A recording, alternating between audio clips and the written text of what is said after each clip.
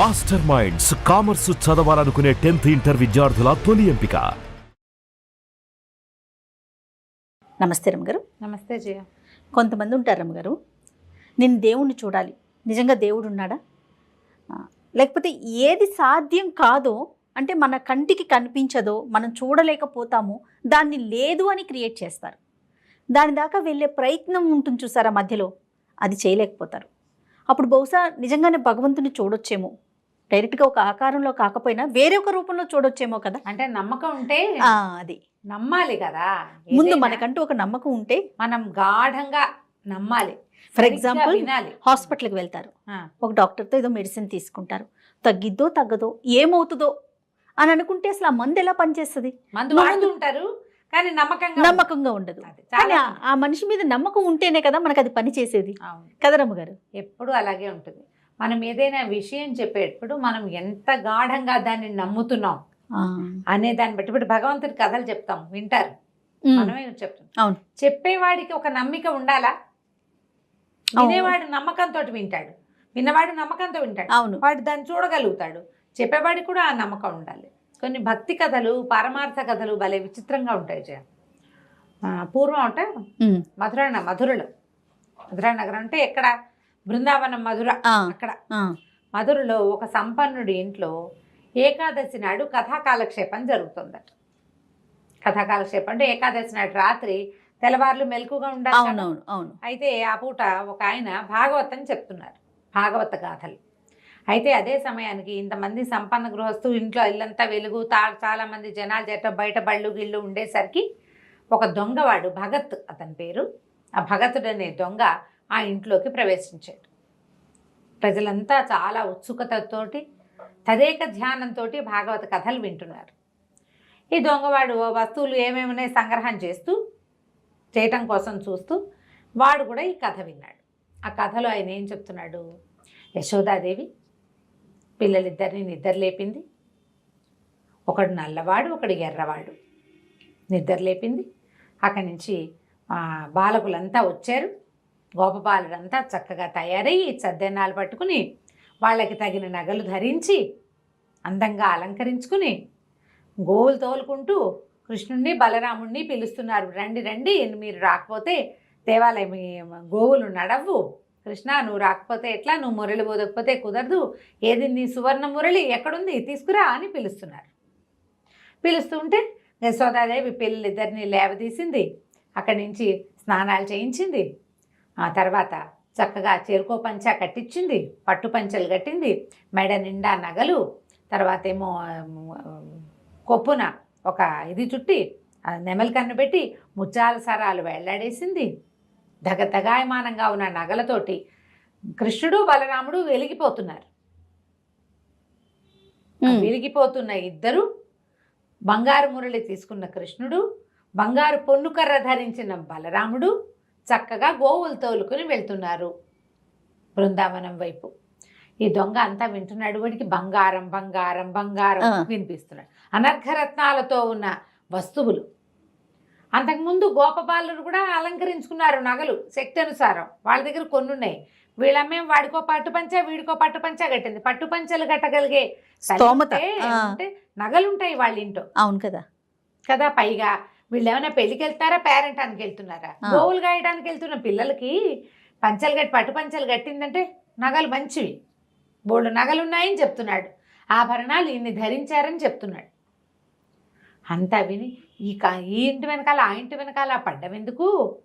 వాళ్ళు ఎవరో పిల్లల గురించి చెప్తున్నాడు కదా, వాళ్ళు ఎక్కడుంటారో కనుక్కుని అయ్యవారిని కనుక 2 నెలలేసి కనుక్కుంటే పోయి వాళ్ళ ఇంటికి వెళ్ళి తెచ్చుకోవచ్చు. ఓహో, వాడి తెలివది. విన్నాడు విన్నాడు విన్నాడు మధ్య మధ్యలో కథలోకి వెళ్ళిపోతున్నాడు, ప్రవాహంలోకి. గోవులను ఎట్లా తోలుకెళ్తున్నారు, ఎట్లా ఆడుతున్నారు, ఎట్లా కాళీ మర్దనం చేశాడు, ఏమిటేమిటేమిటో అంతా ఊగాడు నిద్రపట్టి ఈ ఇంటి నుంచి ఒక్క వస్తువు తీసుకోవాలి. కాస్త కునుకు పట్టేసరికల్లా 3:30, 4 అయిపోయింది. సరే లేచాడు. 4 అయ్యేసరికల్లా అయ్యవారు కూడా లేచి బయలుదేరాడు. అయిపోయింది కదా, అయిపోయింది కదా. అక్కడి నుంచి ఈ దొంగ భగతుడు ఏం చేశాడు? అయ్యవారు నడిచిపోతుంటే ఆయన వెనకాల పడ్డాడు. ఆయన 2-3 సందులు తిరిగి ఇంట్లోకి వెళ్ళంగానే ఈ దొంగ కూడా వాళ్ళ ఇంట్లోకి పోయాడు. ఏమండి అయ్యగారు, మీరు ఇందాక చెప్తున్నారే మరి వాళ్ళెవరో ఇద్దరు పిల్లల గురించి బోళ్ళు నగలు పెట్టింది వాళ్ళమ్మ, పట్టుపంచలు కట్టిందన్నారు, ఒకడికి బంగారు మురళి ఉందన్నారు, ఇంకోటికి బంగారపు పొన్నుకర్ర ఉందన్నారు. ఆ కర్ర ఆ మురళి తెచ్చుకున్నా మన బతికెళ్ళిపోతుంది. వాళ్ళు ఎక్కడున్నారు, ఆ దారి ఏమిటో, వాళ్ళ ఇంటికి వెళ్ళే దారి ఏమిటి, పోనీ వాళ్ళు వెళ్ళే దారి ఏది, వాళ్ళు ఏ దారిలో వెళ్తారు. ఇంటికి వెళ్తే బాగోదు, పెద్దవాళ్ళంతా చూస్తారు, మళ్ళీ గొడవ అవుతుంది. దారిలో వాళ్ళని ఎక్కడో చోట దారికి వచ్చి పట్టుకుంటా, ఆ పిల్లలు ఎక్కడుంటారు, ఎక్కడికి వెళ్తున్నారో చెప్పండి అన్నాడు. ఈయన నిర్ఘాంతపోయాడు. ఏమిటి పురాణ పురుషుల్ని ఎక్కడుంటారని చెప్తాము, అదే కదా. సరే ఈయన ఏమన్నాడు, బృందావనం ఉంది కదా అక్కడ ఉంటారన్నాడు. బృందావనం వెళ్తున్నారు వాళ్ళు, బృందావనంలో వెనక్కి తాటితోపులు ఉన్నాయి కదా, అక్కడికి గోవులు కాచుకోవడానికి వెళ్తారు అని ఆ పిల్లలిద్దరూ అని చెప్పబోయాడు. అవన్నీ చెప్పకండి, వాళ్ళు ఎక్కడికి వెళ్తారో చెప్పండి, వాళ్ళు మిగిలిన కథ అంతా నాకు అక్కర్లేదు. నాకల్లా నగలు ధరించినటువంటి ఇద్దరు అబ్బాయిలు, ఒక నల్లవాడు ఒక ఎర్రవాడు, వాళ్ళే కావాలి. మిగిలిన వ్యవహారం వద్దు, మిగిలిన వాళ్ళంతా వద్దు మనకి, వీళ్ళ దగ్గరే పోలేనండి. ఇంతకీ వాళ్ళకి ఏమేమి వేసుకుంటారు, వాళ్ళ ఒంటి మీద ఏమేమి నగలు ఉంటాయంటే ఈయన మెల్లిగా పుస్తకం తెరిచాడు. తెరిచి వీళ్ళకి చేతులకి ఇవి ఉంటాయి, కేయూరాలు ఏమంటారు దాన్ని, మన కంకణాలు, చేతులకి 2 చేతులకి కంకణాలు, అక్కడి నుంచి వేళ్ళకి ఉంగరాలు ఉండి, ఉంగరాల నుంచి కంకణాలకి గొలుసులు ఉంటాయి. చిన్నపిల్లలు కదా ఉంగరాలు పడిపోతాయి, అందుకని దీని నుంచి దీనికి గొలుసులు, అక్కడి నుంచి దండ కడియాలు, పైకి కడియాలు ఉంటాయి. ఆ కడియం కాకుండా ఇట్లా కుచ్చు ముడేసేది వెనకాల కడతారు. అక్కడి నుంచి ఈ కొప్పు వేస్తారు కదా, కొప్పుకి ముత్యాలు వేళ్లాడుతూ ఉంటాయి. చెవులకి కుండలాలు ఉంటాయి, మకర కుండలాలు ఇద్దరికి.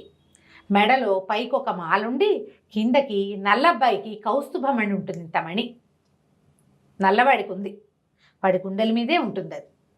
పొడుగాటి ముత్యాల హారాలు, ఈయన ఒంటి మీద ముత్యాలు కనపడతాయి నల్లబ్బాయి మీద, ఎర్రబ్బాయి మీద ముత్యాలు పెద్దగా కనిపించవు, ఆయన కొంచెం తెల్లగా ఉంటాడు, అందుకని ఆయన మెడలో రత్నాల హారాలు ఉంటాయి. కాళ్ళకి కడియాలు ఉన్నాయి, కింద పాంజేబులు పైన కడియాలు. నడువుకి దట్టి ఉంటుంది కదా, దట్టికి కూడా మొలనూలు కూడా బంగారపు మొలనూలే వాళ్ళవి అని చెప్పాడు. అవన్నీ చదివి చెప్పాడు. తలలో పెట్టుకునేవి కూడా ఇంకా ఏమిటో, ఆ తలకి ఇంకా ఏమిటో ఉన్నాయి, అన్నీ బాగానే ఉన్నాయి. మురళి బంగారు పొన్నుకర్ర. చాలు, ఈ వివరాలు చాలు. మనం గనక అవి తెచ్చుకున్నామా ఇక బతుకు సెటిల్ అయిపోతుంది, నీకు కూడా సగం తెచ్చిస్తా, మనం సెటిల్ అయిపోతాం చక్కగా. సరే ఇవన్నీ విని ఇంతకీ వీళ్ళు ఎటువైపు వెళ్ళారో చెప్పన్నాడు. బృందావనంలోంచి ఉత్తర దిక్కుగా వెళ్ళారని చెప్పాడు. అక్కడి నుంచి వీడు నడవటం మొదలుపెట్టాడు బృందావనం వైపు. మధుర నుంచి బృందావనం వెళ్ళొద్దు, వెళ్ళాడు. వెళ్ళిన తర్వాత సరే మొత్తానికి బృందావనం లోపలికి దారి తీస్తే ఓ పక్క నుంచి యమునా నది సన్నగా పారుతూ వెళ్తోంది. చీకటి పడిపోయింది, రోజంతా నడిచాడు. చీకటి పడ్డాక ఆ బృందావనంలో ఏవో చెట్లున్నాయి రకరకాలు. ఆ యమునా నది తీరాన ఓ చెట్టు ఎక్కి కూర్చున్నాడు. వాళ్ళు చీకటి పడ్డాక వస్తారనుకున్నాడు, లేదా తెల్లారేకి వస్తారు, మనం ఇప్పుడు పడుకుంటాం, రేపు పొద్దున్నే వస్తారు. గోవులు తోలుకునేది పొద్దుట, సాయంత్రాలు రారు కదా, పొద్దున్నే వస్తారు. సరే చెట్టు ఎక్కితే కొంచెం మాగన్నుగా నిద్రపడుతుంటే ఎక్కడి నుంచో మురళీగానం వినపడుతోంది. వచ్చేసారు అనుకున్నాడు. అది రాత్రి స్పృహ లేదు, ఆ స్వరూపాల్లోకి వెళ్ళిపోయాడనమాట.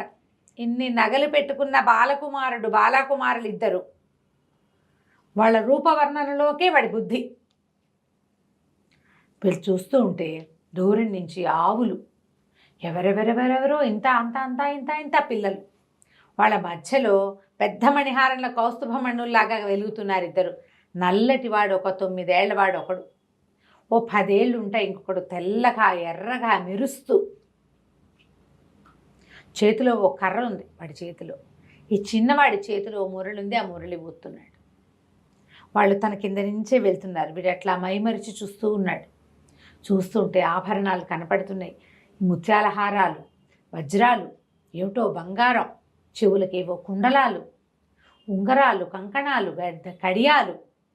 నడుస్తుంటే గల్లు గల్లు గల్లుమని పాదాల చప్పుడు వినపడుతోంది. మురళి, దానికి వాయిద్య ఘోష పక్కనున్న తాళంలాగా అవి, ఆవుల గిట్టలు, గోధూళి, ఏమిటో కిలకిలమని నవ్వులు. ఇక అసలు ఒక మైమరిచిపోయాడనమాట. వచ్చేస్తున్నాయి దగ్గరికి, బాగా దగ్గరికి వచ్చాక చెట్టు మించి దూకాడు. దూకి ఆపాడు. ఏ అబ్బాయిలు, మీ ఒంటి మీద ఉన్న నగలు ఇవ్వండి. మేము ఎందుకు ఇవ్వాలి, మేము ఇవ్వమన్నాడు నల్లవాడు. ఇవ్వమన్నాడు. మా నగలు నీకెందుకు అన్నాడు. కాదు, నాకు కావాలి, నగలు కావాల్సిందే, ఇవ్వం, ఏం చేస్తావన్నాడు. కర్రను చూసావా, ఒక్క పెట్టు పెడతానన్నాడు. ఏది, కొట్టు చూద్దామన్నాడు అబ్బాయి. ఈ దొంగ చెయ్యెత్తి ఇట్లా పట్టుకున్నాడు పిల్లాడు. పట్టుకునేసరికల్లా ఒక వెర్రెత్తినట్టు ఒక ఉద్వేగం వచ్చింది వాడికి. స్పర్శ తగిలేసరికి, ఆ కృష్ణ స్పర్శ తగలంగానే వాడికి ఒళ్ళు జిగేల్మంది అనమాట. లోపల ఏదో వాడికి అప్పటిదాకా ఏముంది, ఈ వర్ణనలో ఒక మైమరుపు, చూసేసరికల్లా ఇంకో దాంట్లోకి వెళ్ళిపోయాడు. ముట్టుకునేసరికల్లా పూర్తిగా లోపల ఒక విద్యుత్ తరంగంలాగా ఉందన్నమాట. అది ఏమిటో తెలియటల్లా. అక్కడి నుంచి తీసుకో నగలన్నారు. ఇవన్నీ ఎట్లా పట్టుకెళ్ళను నేను అంటే, ఇదిగో పైబట్టని ఏం చేశాడు, దుప్పటి ఉంది వాళ్ళ భుజాల మీద, ఎక్కడైనా పరుచుకుని కూర్చోవడం కోసం కమ్మళ్ళు వేసుకొస్తారు, ఒక దుప్పటి లాంటిది, ఓ దుప్పటి పరిచారు. మొత్తం ఇద్దరు నగలన్నీ తీసి అందులో పోసారు. పొన్ను కర్ర, ఇంత పెద్ద కర్ర కాదు అది, కొంచెం అంతుంది, చేపాటి కర్ర, అదిలించటానికి బంగార పొన్ను ఉంది దానికి. అవన్నీ అందులో వేసి మూట కట్టి ఎత్తి భుజం మీద పెట్టారు. తీసిపో. వాడు ఆ నగల మూట పుచ్చుకొని వాళ్ళిద్దరికి వేసి అలా తెల్లమొహం వేసి చూస్తూ నడుచుకుంటూ వచ్చేసాడు. నగలు వాడికి కావాల్సింది. నడిచి నడిచి నడిచి నడిచి భాగవతుడి ఇంటికి వెళ్ళాడు. మర్నాడు ఇది ఇవాళ రాత్రి మాట్లాడాడు. తెల్లవార్లు నడిచి ఆ రాత్రికి వెళ్ళని చూశాడు.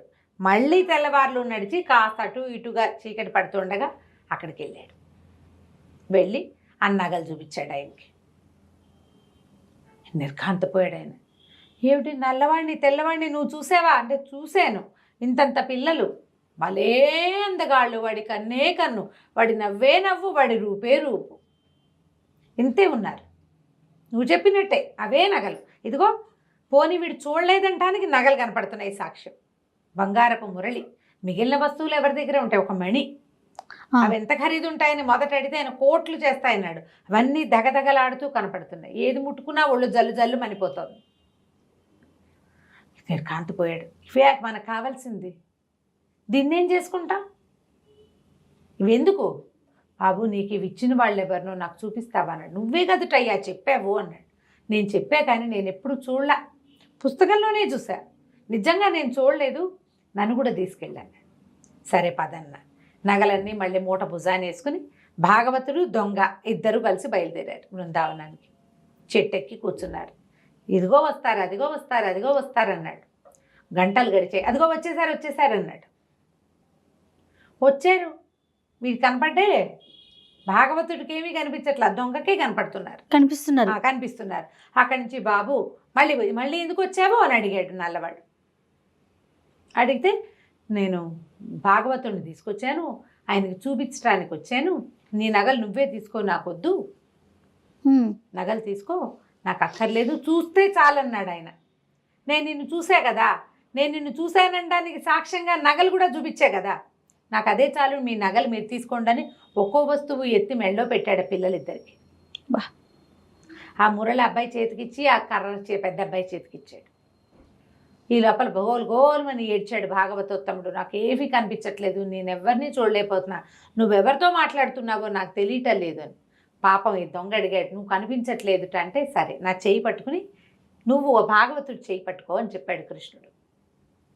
పిల్లవాడు చేయి పుచ్చుకున్నాడు దొంగ.